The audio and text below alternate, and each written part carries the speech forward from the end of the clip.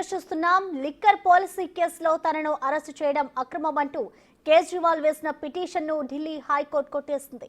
Liquor policy కేసులో కేజ్రీవాల్ ను CBI arrest చేయగా తిహార్ జైల్లో జ్యుడిషియల్ కస్టడీలో ఉన్నారు. దీంతో ఆయన ఢిల్లీ హైకోర్టులో పిటిషన్ దాఖలు చేశారు. విచారించిన కోర్టు ఆయన పిటిషన్ను కొట్టేసింది.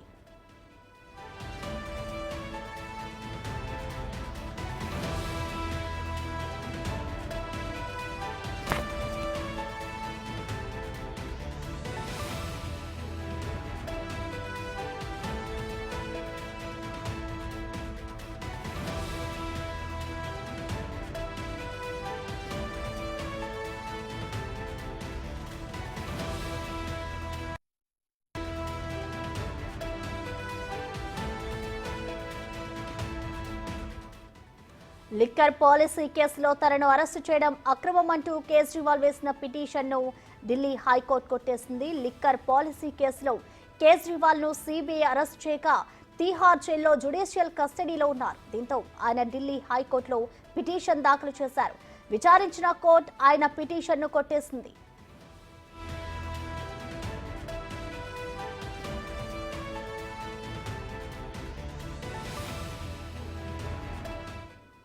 దీనిపై మరింత సమాచారం ఢిల్లీ నుంచి మా ప్రతినిధి శివ అందిస్తారు. శివ, చెప్పండి, కేజ్రీవాల్ వేసిన పిటిషన్ అయితే ఢిల్లీ హైకోర్టు కొట్టేసింది. మరి దీనికి సంబంధించి కోర్టులో ఎలాంటి వాదనలు జరిగాయి శివ?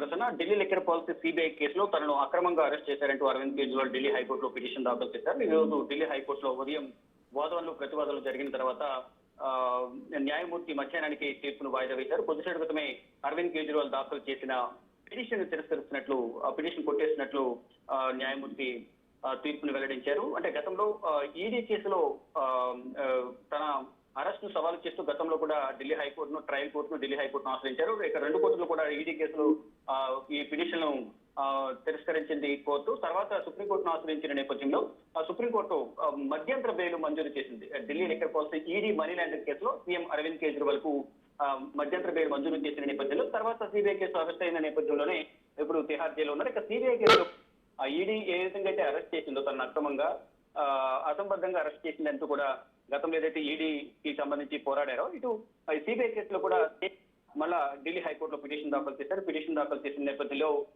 సక్రమంగానే అరవింద్ కేజ్రీవాల్ ను సిబిఐ అరెస్ట్ చేసింది అనేది సిబిఐ తరఫున వాదనలు వినిపించారు. ఇటు అరవింద్ కేజ్రీవాల్ తరఫున న్యాయవాదులు కూడా తమ వాదన కూడా వినిపించారు. సక్రమంగా కాకుండా అక్రమంగా ఎవరో ఏదో చెప్పారని నోటి మాట ద్వారా మాత్రం ఎటువంటి ఆధారాలు లేకుండా అరవింద్ కేజ్రీవాల్ ను సిబిఐ అరెస్ట్ చేసిందంటూ కూడా అరవింద్ కేజ్రీవాల్ తరఫున న్యాయవాదులు వాదనలు వినిపించారు. ఇరువురి వాదనల తర్వాత తీర్పును రిజర్వ్ చేసి కొద్దిసేపు క్రితమే ఈ తీర్పును వివరించారు ఢిల్లీ హైకోర్టు న్యాయమూర్తి. అయితే ఇప్పుడు ఢిల్లీ హైకోర్టులో పిటిషన్ తిరస్కరణ పూరైన నేపథ్యంలో నెక్స్ట్ సుప్రీంకోర్టుకు వెళ్లే యోచనలో అరవింద్ కేజ్రీవాల్ ఉన్నారు. ఏ విధంగా అయితే ఢిల్లీ హైకోర్టు తిరస్కరించిన తర్వాత ఈడీ కేసులో సుప్రీంకోర్టుకు వెళ్లారు, అలాగే సిబిఐ కేసులో తిరస్కరించిన నేపథ్యంలో అప్పుడు సుప్రీంకోర్టుకు వెళ్ళబోతున్నారు. సుప్రీంకోర్టులో ఏ విధంగా అయితే ఈడీ కేసులో మధ్యంతర బెయిల్ మంజూరు చేసిందో, ఇటు సుప్రీంకోర్టు సిబిఐ కేసులో కూడా సుప్రీంకోర్టు బెయిల్ మంజూరు చేసే అవకాశం ఉన్నట్టు కూడా ఇటు అరవింద్ కేజ్రీవాల్, ఆమ్ ఆద్మీ పార్టీ నేతలు అయితే ఆశాభావం వ్యక్తం చేస్తున్నారు. దానిలో భాగంగానే అరెస్టు అక్రమం అంటూ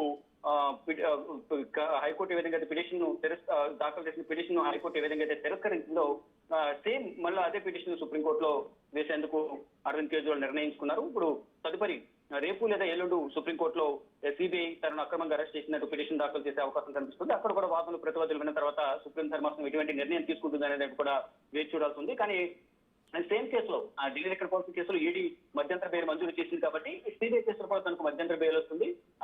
బెయిల్ మీద విడుదల కావచ్చు అనేది అరవింద్ కేజ్రీవాల్ ఆశిస్తూ ఉన్నారు. Thank you Shiva.